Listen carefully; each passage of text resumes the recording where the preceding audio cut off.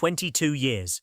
That's how long I've been elbow deep in engines, decoding check engine lights, and watching people make the most baffling car buying decisions you can possibly imagine. And here's what keeps me up at night. Most of these disasters aren't because people bought bad vehicles. No, no, no. They're disasters because smart, capable people walked right past legitimately excellent SUVs to buy whatever their algorithm fed them last Tuesday. Let me tell you something that's going to make some of you uncomfortable. The most popular SUV is not the best SUV. In fact, sometimes it's exactly the opposite. And today we're exposing 5 SUVs that almost nobody considers, that rarely crack those clickbait top 10 best SUVs lists. And that represents some of the smartest money you can spend in this market right now. These aren't problem vehicles, they're vehicles with perception problems. And if you stick with me, you're going to understand why that distinction could save you thousands of dollars and years of headaches. I'm breaking down exactly why each one gets overlooked, what the actual reliability data shows. Not Reddit rumors, not what your cousin's friend said, but real numbers from real sources. And I'm telling you who should seriously consider each vehicle and who should run the other direction. Some of these picks might surprise you. Others might make you angry. Either way, buckle up. Let's get into it. Number 5, the Mazda CX-30. Mazda has a massive problem, and it's not with their engineering. It's with your brain. Nobody knows where to put Mazda in their mental filing cabinet. They're not luxury, but they're nicer than mainstream. They're not performance-focused, but they drive better than almost everything else. They exist in this weird no-man's land that confuses shoppers, and confusion makes people bail and just buy a CR-V instead, because that's what their neighbor drives. The CX-30 is Mazda distilled into its purest form. It's a subcompact SUV that feels like a premium vehicle, drives like a European sports sedan, and costs like a Honda. That should be the perfect trifecta. But here's the problem. Most people don't even know it exists. Consumer Reports expects the 2025 CX-30 to be more reliable than the average new car. Kelley Blue Book owners gave the 2024 model a 4.4 out of 5 for dependability. And in my shop, I see these things regularly cruising past 200,000 miles with nothing but oil changes, brake pads, and tires. No catastrophic failures, no mysterious electrical gremlins, no $3,000 transmission replacements. They just work. The Skyactiv 2.5-litre engine makes 191 horsepower in naturally aspirated form, perfectly adequate. But here's where it gets spicy. Step up to the turbo, and you're looking at 250 horsepower and 320 pound-feet of torque with premium fuel. That turbo model hits 60 miles per hour in about 5.8 seconds. Let me put that in perspective. That's genuinely quick. We're talking sports car territory from a decade ago, in a practical SUV that your insurance company thinks is boring. All-wheel drive comes standard across the entire lineup, every single trim. And here's what matters. No CVT anywhere in sight. Mazda uses a traditional 6-speed automatic because they prioritize driving feel over fuel economy. Bragging rights. You can feel the difference immediately. This thing responds like manual transmissions used to respond. Immediate, direct, zero lag. It's connected in a way that most modern vehicles just aren't. The interior, this is where the CX-30 embarrasses vehicles costing $15,000 more. I'm talking materials, fit and finish, the tactile quality of every button and switch. It feels expensive in a way that mainstream vehicles don't. I've had customers, real customers with real money, trade in Audi Q3s and BMW X1S for CX-30s and tell me straight to my face they didn't feel like they downgraded. Some actually preferred the Mazda because it was more reliable and cheaper to maintain. Think about that. The Insurance Institute for Highway Safety gives it a top Safety Pick Plus rating. The NHTSA gives it 5 stars overall. Pricing starts around $28,000 and tops out near $38,000 for a loaded premium turbo model. That loaded number, it undercuts comparable German offerings by $10,000 to $15,000. You're getting Mercedes-level refinement for Honda money. So who should buy it? Anyone who cares about how their car drives and doesn't need maximum practicality. Buyers who appreciate quality materials and thoughtful design. People who want a near-luxury experience without the badge tax or the maintenance costs that come with German vehicles. Who should absolutely skip it? Families who need serious cargo space.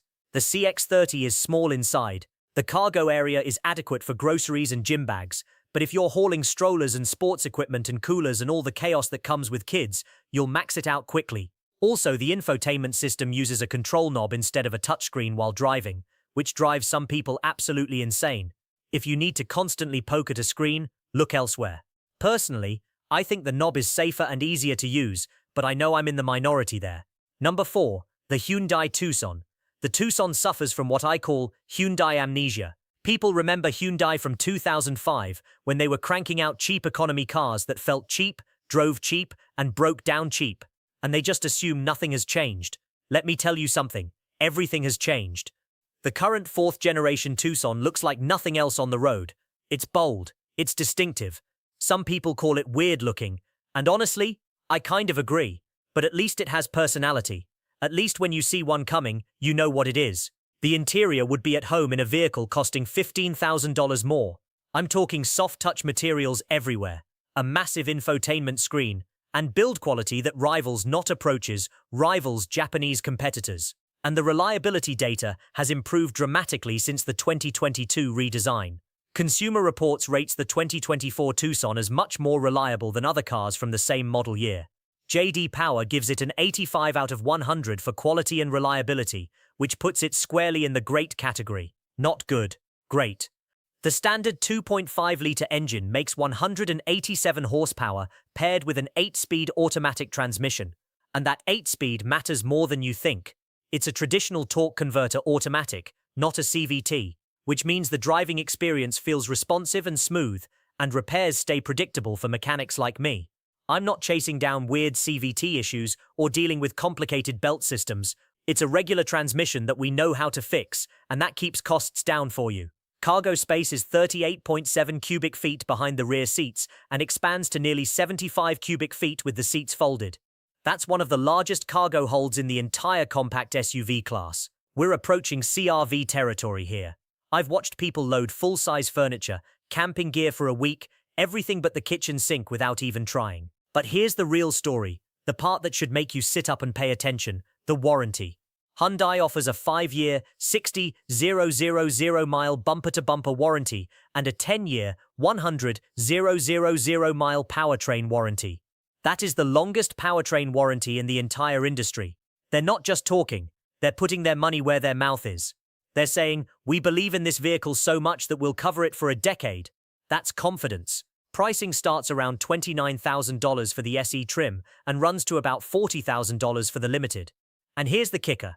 That undercuts the Honda CR-V, Toyota RAV4, and Mazda CX-5 at almost every comparable trim level, while offering more standard features.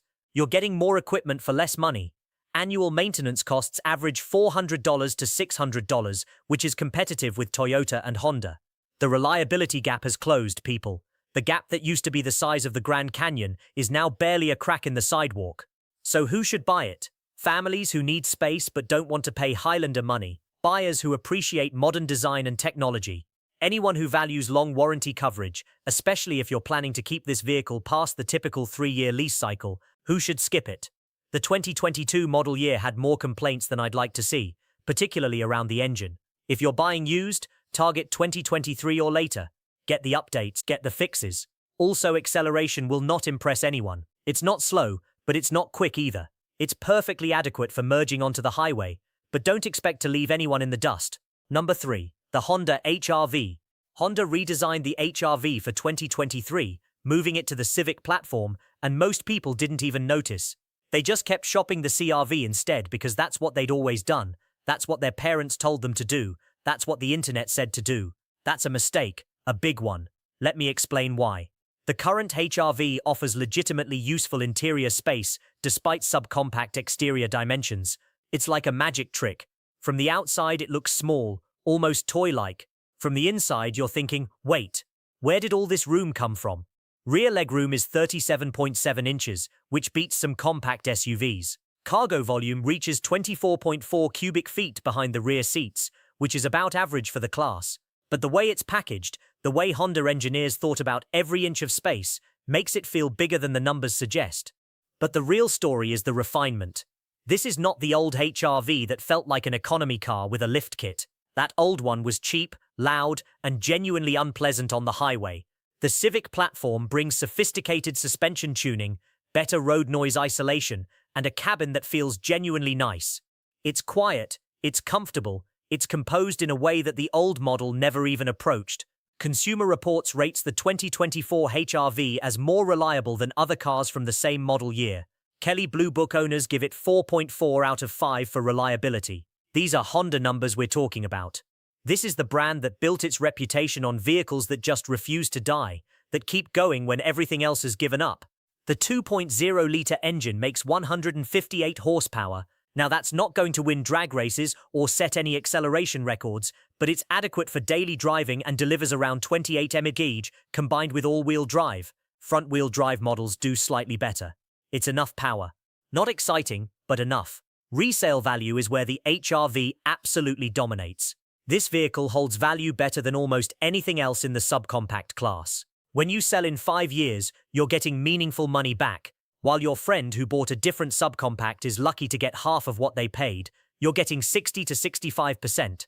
That difference adds up to thousands of dollars. Real money that you can use for something else.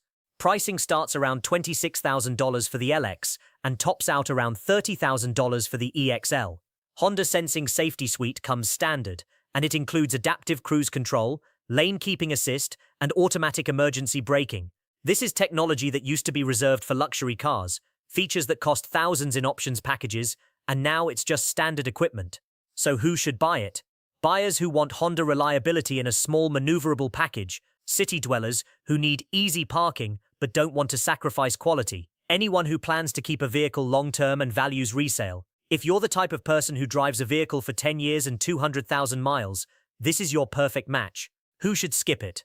The HR-V is not exciting to drive. It's competent, it's refined, it's comfortable, but it will not make you smile on a twisty road. If you want driving excitement, go back and look at the Mazda. Also, towing capacity is limited to 1,500 pounds on most trims.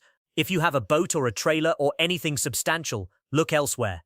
Number 2. The Subaru Crosstrek.